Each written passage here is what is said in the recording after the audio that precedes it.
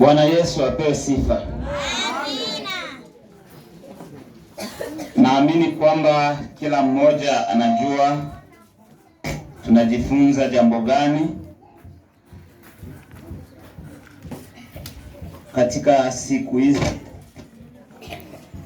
ama wiki hizi 3-4. Kila mmoja anajua ni nini tunaendelea kuangalia.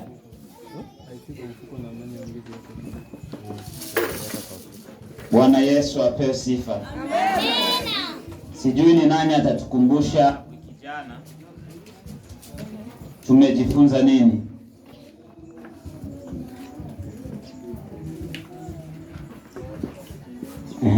Boy. Jina la Bwana libarikiwe. Amen. Tuko kusoma linalosema misingi ya imani, ambapo tuliangalia Jumapili iliyopita kuzitubia kazi zisizokuwa na misingi. Tumeangalia kuzitubia kazi zisizokuwa na uhai, ambapo tumesoma katika kitabu cha Waebrania sura ile ya 6 mstari wa 1 hadi mstari wa 3. Ni hapo ambapo tunajifunza. Kwa hiyo yule aliye na Biblia, tufungue Biblia zetu hapo kwenye Waebrania sura ya 6 na mstari wa 1 hadi wa 3. Biblia nasema kwamba basi tuyaache nyuma yale mafundisho ya mwanzo juu ya Kristo, tusonge mbele kwa yale yaliyokomaa, na sio kuendelea kuweka misingi kuhusu kuachana na matendo ya kifo, na juu ya kumwamini Mungu, mafundisho juu ya ubatizo na kuwekewa mikono, ufufuo wa wafu na hukumu ya milele. Hilo tutafanya Mungu akipenda. Bwana Yesu apewe sifa. Amina. Ni hapo ambapo tunaendelea kujifunza, ambapo Biblia inatuambia mahali hapo mambo masita, ambapo jambo la kwanza ni kuzitubia kazi zisizo na uhai au toba kwa kazi zilizokufa. Na wiki jana tumeweza kuangalia kazi zisizo na uhai ni gani.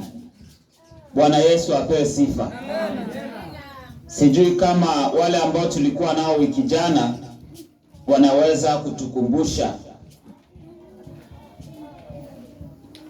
ambapo tumesema ya kwamba toba kutoka kwa kazi zilizokufa ilifunuliwa kama uamuzi wa ndani au mabadiliko ya akili yanayosababisha tendo la nje au tendo la kugeuka kutoka kwa dhambi na kwenda kwa Mungu katika njia ya nini? Ya haki.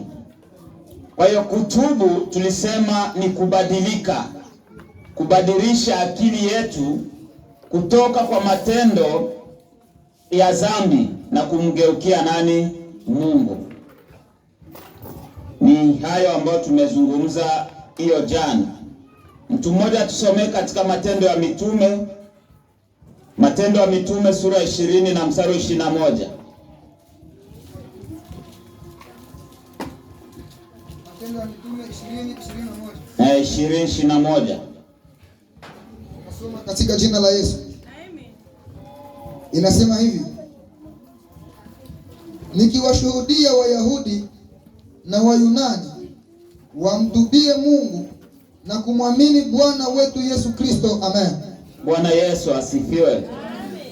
Paulo anasema ya kwamba amewashuhudia Wayahudi na Wayunani ya kwamba watubu dhambi zao na kumwamini Yesu Kristo. Ina maana wageuke kutoka kwa dhambi na kumwamini Yesu Kristo. Nimesema ni Matendo ya Mitume sura ya 20 na mstari 21. Kwa hiyo kitendo cha kutubu ni kugeuka kutoka kwa matendo ya dhambi. Paulo anatuambia kwamba kutubu ni kugeuka kutoka kwa matendo ya dhambi yaliyokufa na kumwelekea Mungu. Hiyo ndio kutubu. Kwa hiyo toba ni uamuzi wa kibinafsi. Kuamua kuacha dhambi ni jambo la kibinafsi. Bwana Yesu apewe sifa. Sio jambo la kikundi. Maana wokovu sio wa kundi, wokovu ni wa nani? Ni wa kibinafsi. Bwana Yesu apewe sifa. Kwa hiyo toba ni jambo la kibinafsi. Pale unapofanya maamuzi wewe binafsi ya kuachana na dhambi na kuingia katika ushirika na Mungu, ni hapo ambapo tunatubu kutoka kazi zisizo na uhai. Pia ni nguvu ya Mungu ambayo kwa kweli huleta mabadiliko katika akili, katika moyo na maisha na ya mwenendo wa dhambi. Kwa hiyo akili yetu ikibadilika, mioyo yetu inabadilika. Bwana Yesu asifiwe. Na inaleta mioyo yetu ikishabadilika, na maisha yetu sisi wenye dhambi yanafanya nini? Yanabadilika. Bwana apewe sifa. Kwa hiyo kama akili yetu haitabadilika, hata mioyo yetu haitafanya nini? Haitabadilika. Na mioyo yetu isipobadilika, na maisha yetu hayatabadilika. Bwana apewe sifa.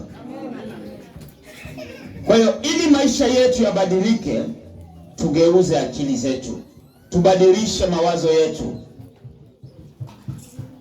Maana tukibadilisha mawazo yetu, hata maisha yetu ya kawaida, hata katika jumuiya unayoishi, kwa community unapokaa, watu wataanza kushuhudia hakika kwamba mtu huyu amebadilika. Bwana Yesu apewe sifa.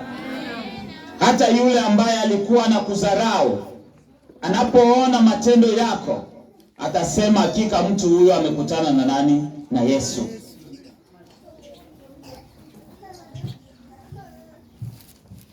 Maana imani ni jambo la ndani, halionekani.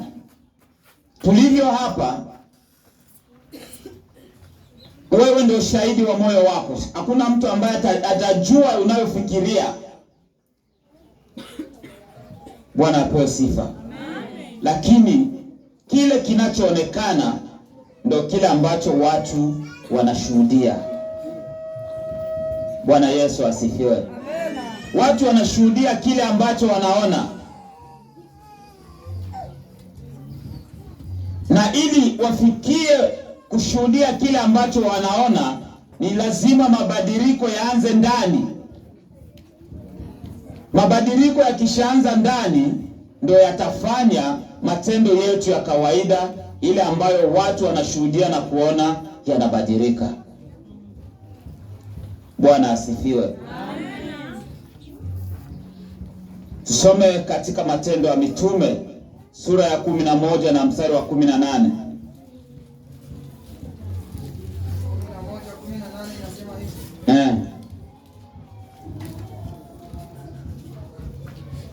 Inasema hivi: waliposikia maneno hayo, wakanyamaza, wakamtukuza Mungu wakisema, basi Mungu amewajalia hata mataifa nao toba lile.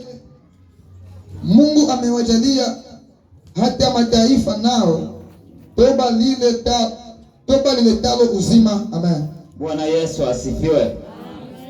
Kwa hiyo Biblia inatuambia kwamba toba inaleta nini? Uzima. Kwa hiyo hatuwezi kupata uzima wa milele kama hatujafanya toba, kama hatujabadilika. Ni lazima tubadilike ndio tupate uzima wa milele, maana toba au mabadiliko ndio itafanya sisi kupata uzima wa milele. Amen. Bwana Yesu apewe sifa. Amen. Kwa hiyo ni lazima ndugu zangu tubadilike,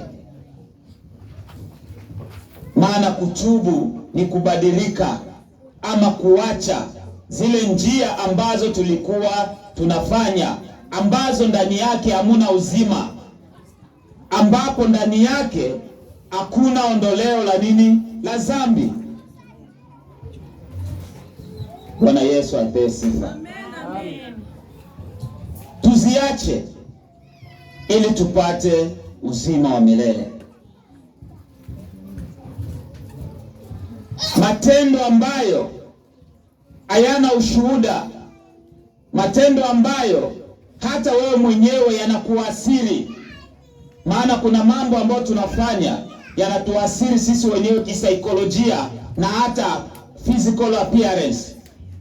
Bwana Yesu asifiwe. Ni lazima tubadilike. Hayo ndio yataweza kutusaidia. Pia toba ni zawadi ya Mungu. Bwana Yesu apewe sifa. Amen. Soma hapo pia Matendo ya Mitume sura ya 5 na mstari wa 31.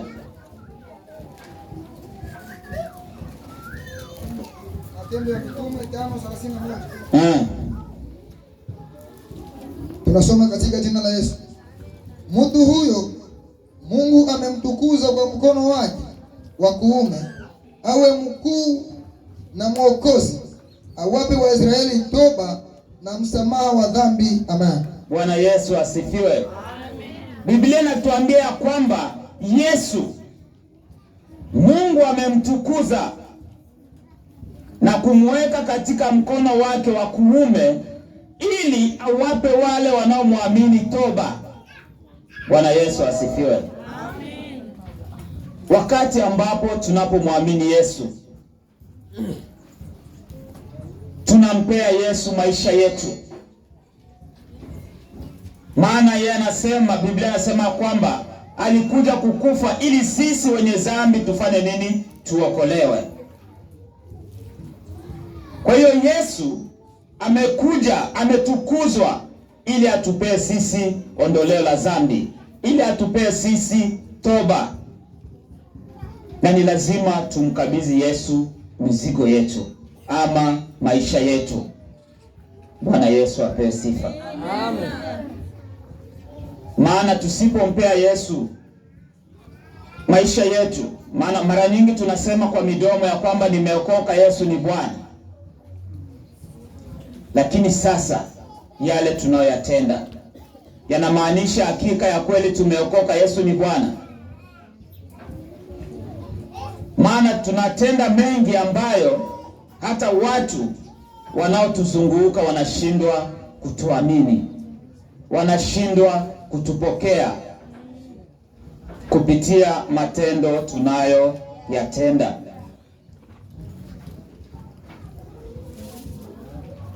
Bwana Yesu apewe sifa. Amen. Kwa hiyo nataka tuangalie umuhimu wa toba. Kwa nini ni muhimu kutubu? Bwana Yesu asifiwe.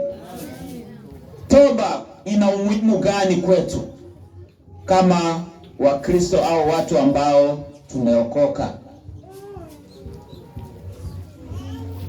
Kwa hiyo kuna sababu kadha kwa nini toba inachukuliwa kuwa ukweli wa misingi wa imani ya Kikristo. Kwa nini toba imewekwa miongoni mwa misingi ya imani ya nini? Ya Kikristo. Bwana apewe sifa. Tusome katika Matendo ya Mitume sura ya 17 na mstari wa 30. Inasema hivi, 30 inasema, basi zamani zile za ujinga Mungu alijifanya kama hazioni, bali sasa anawaagiza watu wote wa kila mahali watubu. Amen. Bwana Yesu apewe sifa. Kwa hiyo Biblia au toba ni ya muhimu, na ndio maana imewekwa katika misingi ya imani, kwa sababu ni Mungu ambaye ameagiza. Ni maagizo ya Mungu ya kwamba watu watubu, watu watoke katika zamani za ujinga. Bwana Yesu asifiwe. Maana katika zamani za ujinga tumefanya mambo mengi, wakati ambapo tulikuwa hatujamwamini Yesu. Tumefanya uzinzi, tumekuwa walevi, tumefanya uasharati, tumefanya nini? Yote hayo yanaonekana ya kwamba ni zamani za nini? Za ujinga. Lakini sasa tunapokuja kwa Yesu, Mungu anaagiza ya kwamba tutubu ama tufanye toba. Kwa hiyo toba ni ya muhimu kwetu, kwa sababu ni agizo la nani? La Mungu. Ni miongoni mwa njia ambazo zinafanya sisi kuona uso wa nani? Wa Mungu. Bwana Yesu apewe sifa. Nasema tunaangalia umuhimu wa toba. Kwa nini ni muhimu watu kufanya toba? Jambo lingine, ni lazima kuepuka kifo cha kiroho. Toba ni ya lazima kwa sababu kupitia toba tunaepuka kifo cha nini? Cha kiroho. Maana tukifa kiroho tunatengwa na nani? Na Mungu.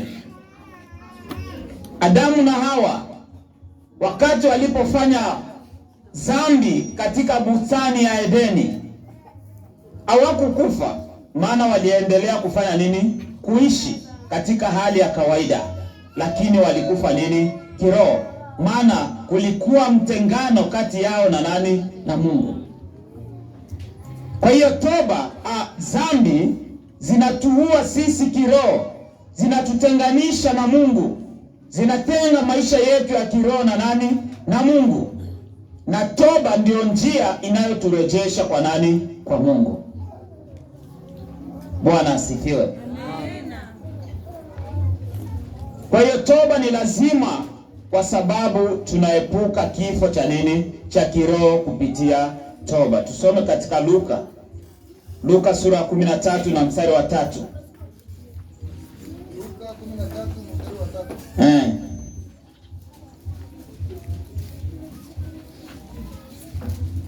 Nasema hivi: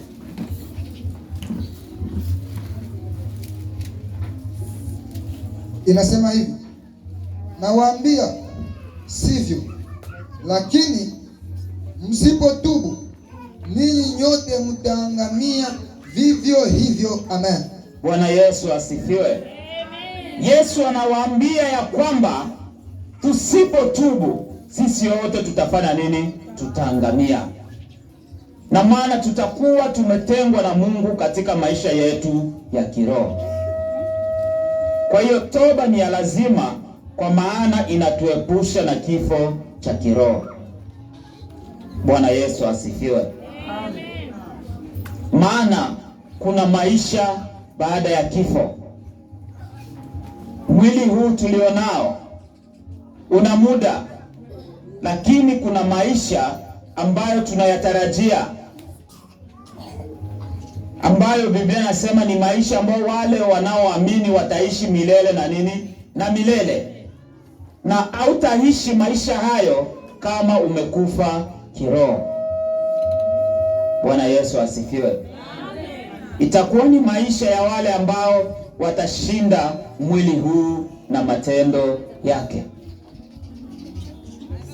Kwa hiyo ni lazima toba ambayo inaturejesha katika maisha yetu ya kiroho. Kwa hiyo toba inaleta restoration katika maisha yetu. Bwana Yesu asifiwe. Jambo lingine ni lazima kwa maisha ya milele. Toba ni jambo la lazima kwa maisha ya milele. Bwana Yesu asifiwe.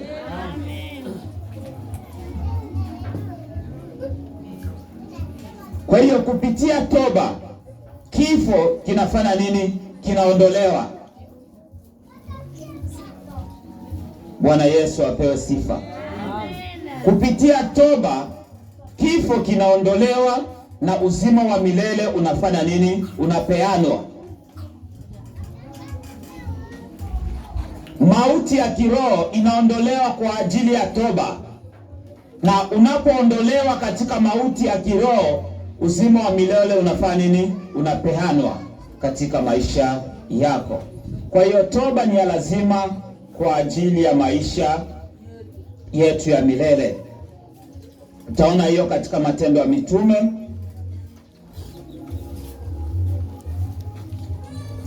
Matendo ya Mitume 11 na ule mstari wa 11. Inasema hivi: na tazama, mara hiyo watu watatu wakasimama mbele ya nyumba tuliyokuwemo, waliotumwa kwangu kutoka Kaisari. Amen. Bwana Yesu asifiwe. Umesoma 11:18 Matendo 18 inasema hivi. 18 inasema, waliposikia maneno hayo wakanyamaza, wakamtukuza Mungu wakisema, basi Mungu amewajalia hata mataifa nao toba lile la uzima, toba liletalo uzima. Amen. Kwa hiyo toba inaleta uzima. Nafikiri tulishasoma hiyo tena. Pia toba ni lazima kwa msamaha. Bwana Yesu apewe sifa. Mungu hawezi kusamehe dhambi zako usipotubu. Bwana Yesu asifiwe. Kwa hiyo ili usamehewe ni lazima ufanye nini? Utubu. Kwa hiyo toba ni ya lazima kwa ajili inaleta nini? Msamaha. Kwa hiyo tusipotubu hatuwezi kusamehewa au hatuna msamaha. Tunapata msamaha kupitia kutubu. Inasema nini Matendo ya Mitume sura ya 2 na mstari wa 38? 38 inasema,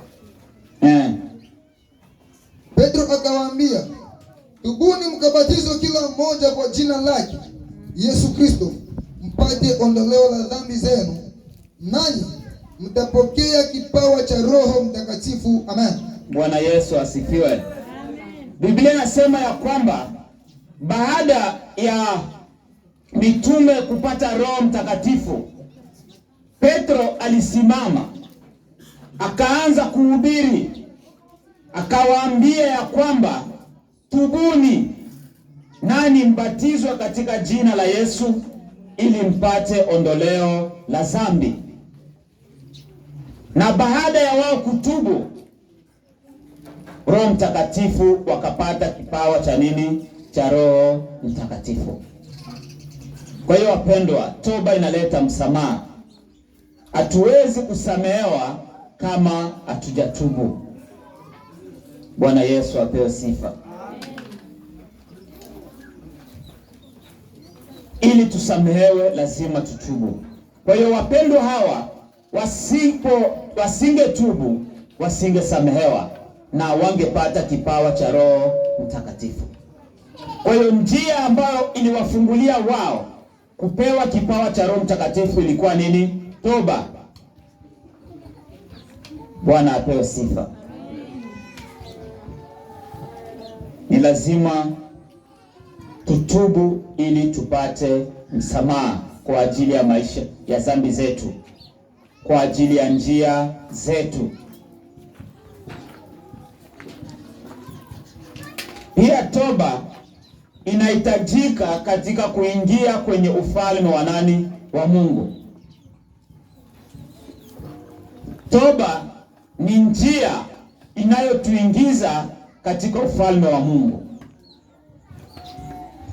Bwana apewe sifa.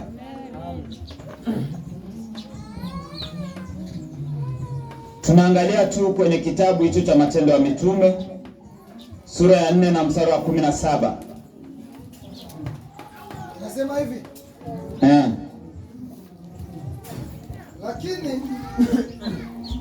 Lakini neno hili lisije likaenea katika watu, na tuwatishe wasiseme tena na mtu awaye yote kwa jina hili. Amen. Asante. Bwana asifiwe. Biblia inasema ya kwamba wakati hawa wanafunzi walipoendelea kuhubiri habari njema, Wayahudi walishikwa na hofu, wakasema ya kwamba wanapoendelea kumhubiri huyu Yesu, watu wengi watageuka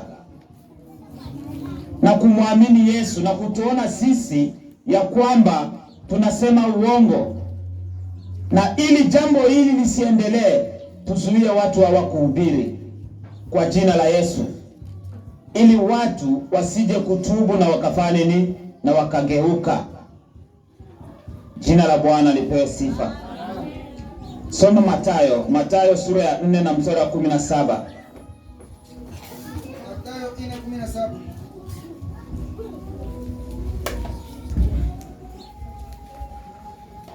Inasema hivi: tokea wakati huo Yesu alianza kuhubiri na kusema, tubuni kwa maana ufalme wa mbinguni umekaribia. Amen. Bwana Yesu asifiwe. Amen. Kwa hiyo toba ni njia ambayo inatuingiza katika ufalme wa nani? Wa mbinguni, au katika ufalme wa Mungu. Biblia inasema ya kwamba tangu wakati huo Yesu alipoanza kuhubiri, Yesu alianza kuhubiri toba, akawaambia watu ya kwamba tubuni, maana ufalme wa Mungu unafanya nini? Unakaribia. Kwa maana wasipotubu hawataingia katika ufalme wa Mungu. Bwana Yesu apewe sifa. Amen. Kwa hiyo toba ilikuwa ni njia ambayo ilifanya watu waingie katika ufalme wa nani? Wa Mungu.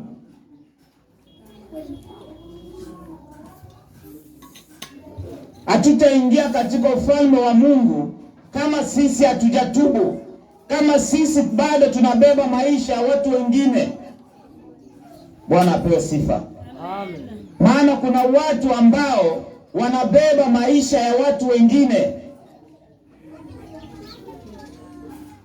Miaka nenda rudi, una maisha ya mtu mwingine ndani ya moyo wako, na hutaki kutengeneza, hautaki kufanya toba. Bwana apewe sifa. Amen. Katika Mathayo sura ile ya 6 na mstari wa 10, Biblia inasema kwamba tusamee dhambi zetu kama sisi nasi tunaosamea waliotukosea. Bwana apewe sifa. Hatutasamehewa kama na sisi hatusamei watu wengine wanaotukosea. Maana kuna watu ambao wana kisasi, wengine cha miaka 20 iliyopita nyuma, bado unabeba ndani ya moyo wako, mpaka tunarisisha kwa watoto wetu. Bwana Yesu apewe sifa. Amen. Wapendwa, toba ni mlango unaoweza kutuingiza katika ufalme wa Mungu. Lazima tubadilike, tubadilishe akili zetu, tuweke mioyo yetu kuwa safi. Maana mambo ambayo tunayabeba yanazuia maisha yetu ya kiroho kuendelea, yanazuia Yesu kuwa pamoja nasi.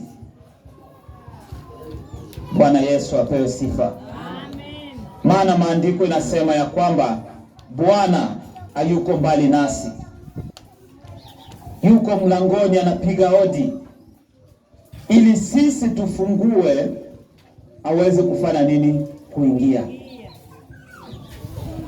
na hata ingia ndani yako kama bado unabeba watu wengine, kama bado una mambo ambayo unayabeba ndani ya maisha yako. Bwana apewe sifa. Lazima tuachilie, tuweke mioyo yetu wazi, tukubali toba ili itufungulie njia ya kuingia katika ufalme wa Mungu. Maana Biblia inasema ya kwamba Yesu alipoanza kuhubiri alileta toba, akaambia watu ya kwamba tubuni, maana ufalme wa Mungu unafanya nini? Unakaribia.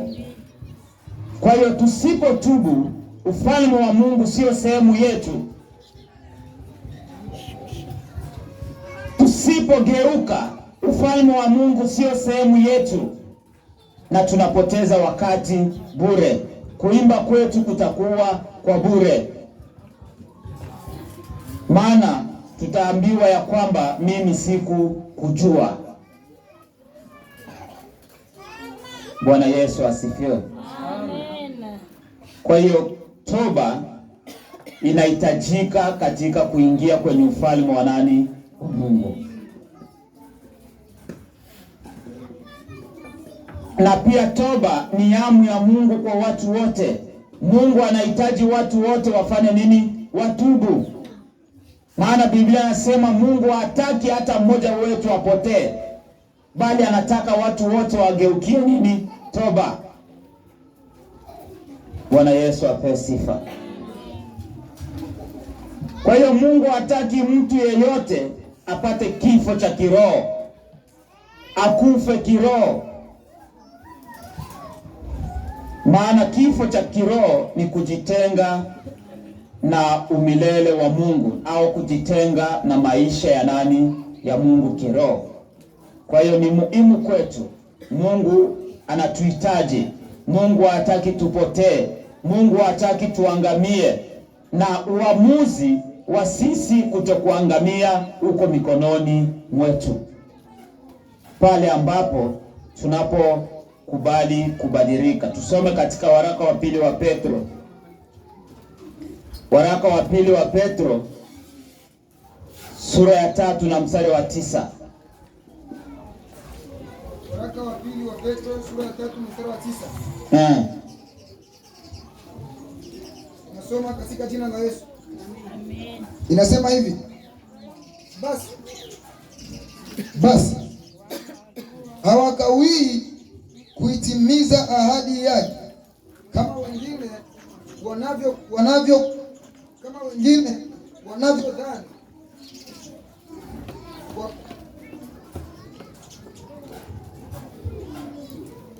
Tunasoma katika jina la Yesu. Amen. Nasema hivi: basi hawakawii kutimiza ahadi yake, kama wengine wanavyokudhani kukawia, bali huvumilia kwenu, maana hapendi mtu yeyote apotee, bali wote wafikirie toba. Amen. Bwana Yesu asifiwe. Amen. Biblia inasema ya kwamba Mungu ni mvumilivu kwetu, na anatuvumilia kwa sababu hataki hata mmoja wetu apotee.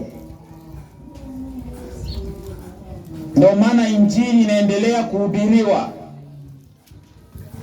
Watu wanaendelea kutangaza habari njema ya wokovu, kwa sababu njia ni moja ya kwamba kila mtu afikie nini? Toba. Maana Mungu hataki tuangamie, ila tunaweza kuangamia ikiwa sisi wenyewe tutataka kufanya nini? Kuangamia.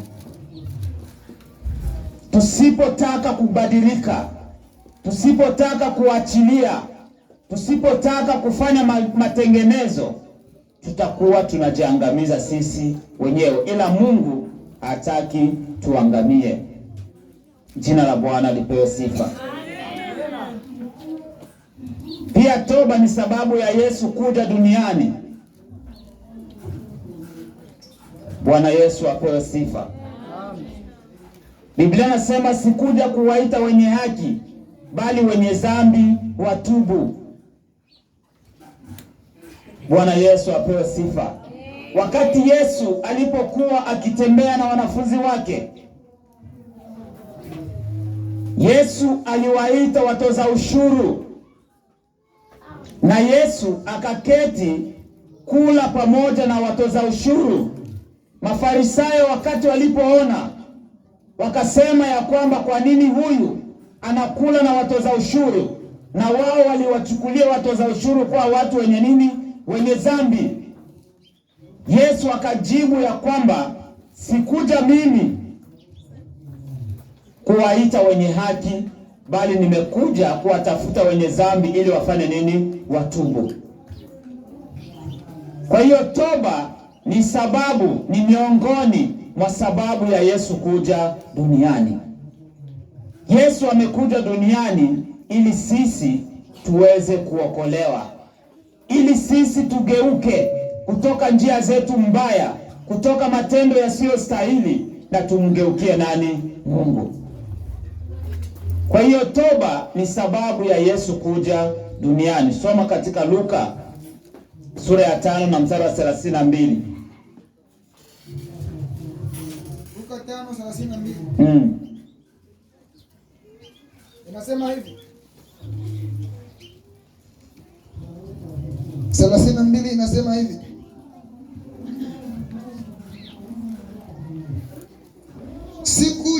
Sikuja kuwaita wenye haki, bali wenye dhambi wapate kutubu. Amen.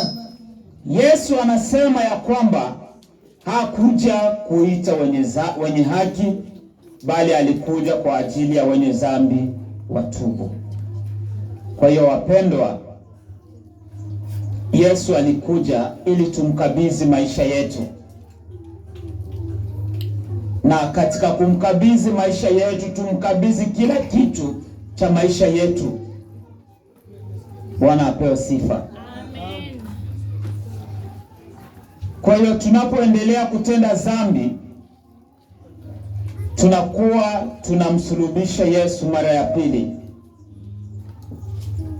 Maana alikuja ili sisi tumkabidhi maisha yetu, tutubu, tubadilike, tutoke katika mambo yasiyoleta uhai, tutoke katika mambo ambayo yataweza kuangamiza maisha yetu ya kiroho. Tutubu kutoka katika matendo yasiyoleta uhai katika maisha yetu. Bwana Yesu apewe sifa. Kwa hiyo toba ni jambo la muhimu katika maisha yetu ya kiroho, kwa sababu ya mambo hayo ambayo tumeweza kuyaonyesha. Swali langu, je, watu tunatubu? Bwana Yesu apewe sifa. Je, Wakristo tunatubu? Na tunafanya kabisa mabadiliko?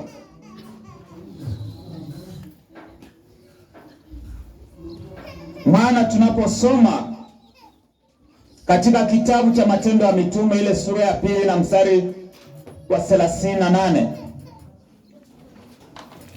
Biblia inasema ya kwamba kitendo cha kwanza au tendo la kwanza la toba ni wanaume wenye dhambi waligeuka kutoka kwa tabia mbaya au kwa matendo mabaya na kwenda kulia, wakakubali ujumbe wa Injili na wakafanya nini? Wakatubu. Maana Biblia inasema ya kwamba siku hiyo watu 3,000 walifanya nini? Walitubu, waliamini Injili kupitia ujumbe wa toba ambao Petro alihubiri, na wakakuwa waumini wa kweli wa ndani wa Yesu. Kwa hiyo ili tuwe waumini wa Yesu, tubadilike, tufanye toba kutoka katika kazi zisizo na uhai. Kwa hiyo toba ni jambo la muhimu sana katika maisha yetu. Kwa hiyo katika njia au mchakato wa kuendelea na ukamilifu ni lazima tutubu, tuamini na tutubu, ndio tutaendelea katika hatua zingine. Kwa hiyo mtoto hawezi kuzaliwa na aanze kutembea kama hajatambaa. Bwana apewe sifa.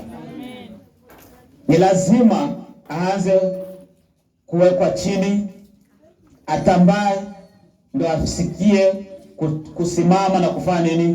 Kutembea. Kwa hiyo hatuwezi kufikia kwenye hatua za ukamilifu kama hatujaanza kwenye misingi ya nini? Ya kiroho. Bwana Yesu asifiwe. Amen.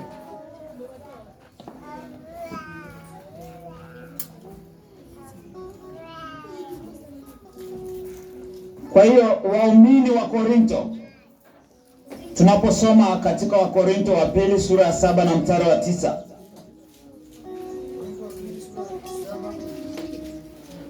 na mstari wa 9.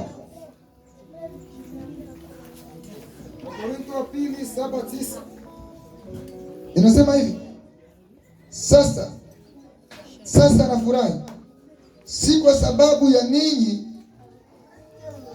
kuhuzunishwa, bali kwa sababu mulihuzunishwa hata mkatubu. Maana mulihuzunishwa kwa jinsi ya Mungu, ili msipate hasara kwa tendo letu katika neno lolote. Amen. Bwana Yesu apewe sifa. Waumini katika mji uitwao Korinto walilazimika kutubu. Maana kama kuna miji ambayo watu walifanya dhambi, mji wa Korinto upo ndani. Maana watu wa Korinto, Biblia inasema ya kwamba walikuwa wakifanya dhambi ambazo zilikuwa machukizo mbele za Mungu. Kulikuwa hekalu la Mungu Diana, na ndani ya hilo hekalu watu walikuwa wakifanya uzinzi ambao Biblia inaita uzinzi wa Kiaramia, ambao ilifikia mpaka mtu anafanya zinaa na dada yake. Bwana Yesu apewe sifa. Walikuwa sio waaminifu kwa tendo la ndoa. Hawakuwa waaminifu kwa ajili ya meza ya Bwana. Ni mambo mengi ambayo watu wa Korinto walifanya, ukisoma kwenye kitabu cha Wakorinto vizuri. Lakini wakati injili ilipowafikia, Biblia, Paulo anasema ya kwamba walifanya huzuni ya kweli. Maana walihuzunika kutoka kwa matendo yaliyokuwa wakiyafanya, na wakamgeukia Mungu. Kwa nini? Kwa toba. Bwana apewe sifa. Kwa hiyo ni lazima tufanye huzuni iliyo ya kweli na tumgeukie Mungu. Maana tusipomgeukia Mungu, maisha yetu ya sasa na ya kale hayatakuwa na nini? Na utofauti. Ndio maana Paulo katika Matendo ya Mitume amesema ya kwamba zamani za ujinga mmetenda dhambi, lakini ujinga huo unatolewa na kuja kwa Yesu. Tunapokuja kwa Yesu lazima tutubu na tutoke katika zile njia ambazo zinatufanya sisi kuonekana wanani? Wajinga. Maana mtu anayetenda dhambi ni mjinga, ni mtu ambaye anadharauliwa. Bwana Yesu apewe sifa. Amen. Ukiwa mlevi unakuwa ni mtu ambaye unadharauliwa. Bwana Yesu apewe sifa. Na hata majina yanabadilishwa. Hata ukiwa na bibi, ukitembea kwa barabara nasema huyu ndio bibi ya ule mlevi. Bwana Yesu apewe sifa. Amen. Kwa sababu gani? Ni matendo tunayoyatenda. Yanabadilisha hata majina yetu, yanafanya tupewe majina mengine. Lakini tukifanya toba, tunaacha hizo zamani zote za ujinga na tunamrudilia Mungu, maisha yetu yanabadilika na tunapewa jina jipya la kuitwa wana wa Mungu. Naona watu wanasinzia sana. Tumelala wapi? Mama Clara, Mama Faraja, sijui tuwafunike ndio mlale vizuri. Bwana Yesu asifiwe. Amen. Some pia Wakorintho wa pili sura ya 12 mstari wa 20 hadi 21. Wakorintho wa pili 12 mstari wa 20 hadi 21. Inasema hivi. Kwa maana nachelea nisije nikawakuta, si kama vile nilivyokuwa nikiwakuta, nikaonekana kwenu si kama vile mtakavyo, nisije nikakuta labda fitina na wivu na ghadhabu na ugomvi na masingizio na manyongonezo na majivuno na ghasia. Nami nitakapokuja tena, Mungu wangu asije akanidhili kwenu, nami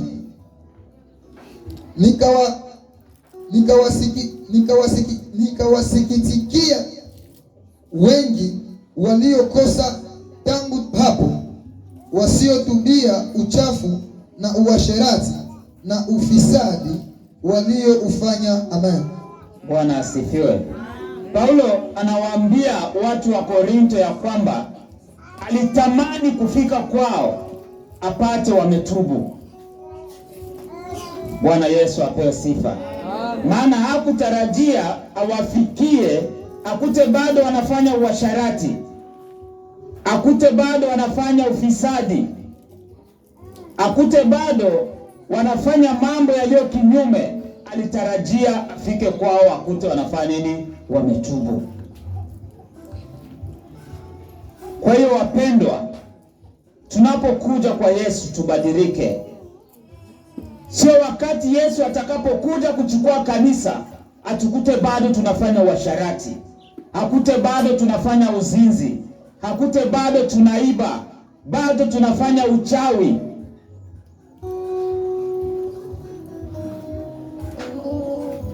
Bado sisi tunafanya ulevi.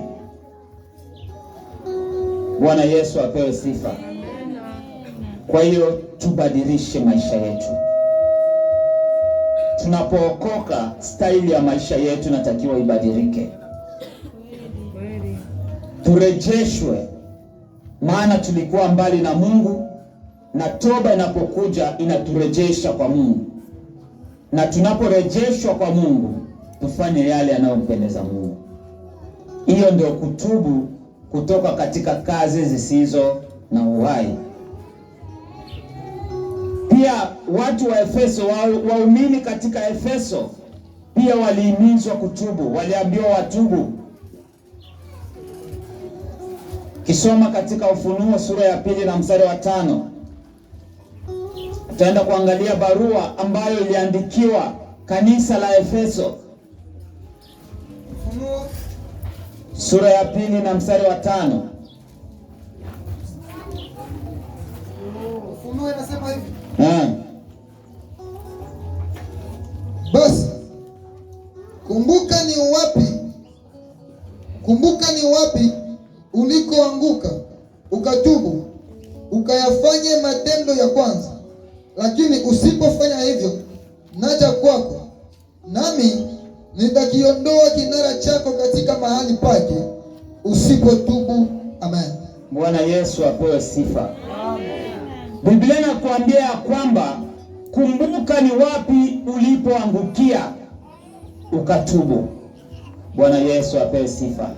Maana mtu usimamia pale alipoangukia. Uwezi angukia hapa na ukasimamia kule nje. Bwana Yesu apewe sifa. Tunasimamia pale ambapo tumeangukia. Na wewe ni shahidi wa maisha yako. Unajua ni wapi umeangukia, unajua ni wapi ambapo umeendea kinyume na njia za Mungu. Kwa hiyo simama mahali ambapo umeangukia, umgeukie Mungu, la sivyo Mungu ataondoa kinara ambacho ameweka ndani yako na utabaki kuwa Ikabodi, kama ambavyo wana wa Eli walivyobakia. Maana wana wa Eli walikuwa makuhani, lakini walinajisi hekalu la Mungu kule Shilo. Biblia inasema utukufu wa Mungu ambao ulikuwa ndani yao uliondolewa na wakabaki bure. Bwana Yesu asifiwe. Kwa hiyo utukufu wa Mungu ukiondolewa, unabaki wazi. Ndio maana mwandishi katika Ufunuo anasema ya kwamba kumbuka ni wapi ulipoangukia ukatubu. Maana usipotubu, Mungu ataondoa kile ambacho ameweka ndani yako.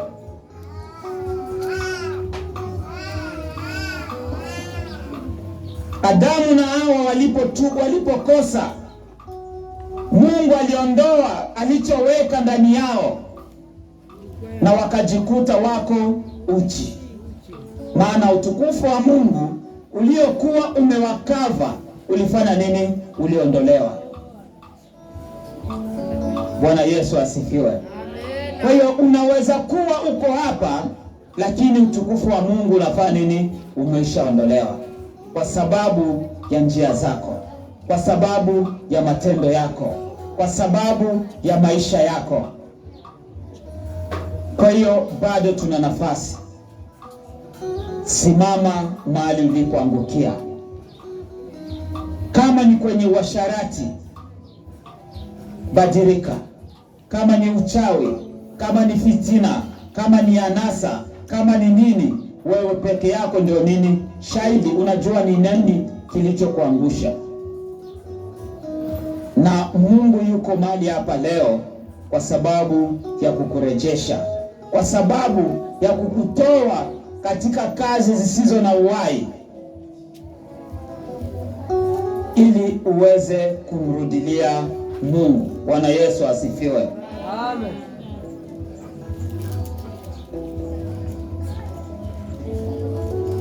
Mwamba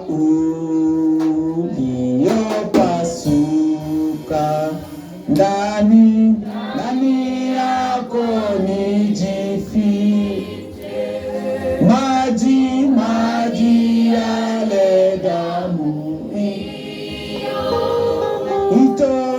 itokayo mafuta, iwe dawa ya kuponya roho yangu, iwe dawa ya kuponya roho.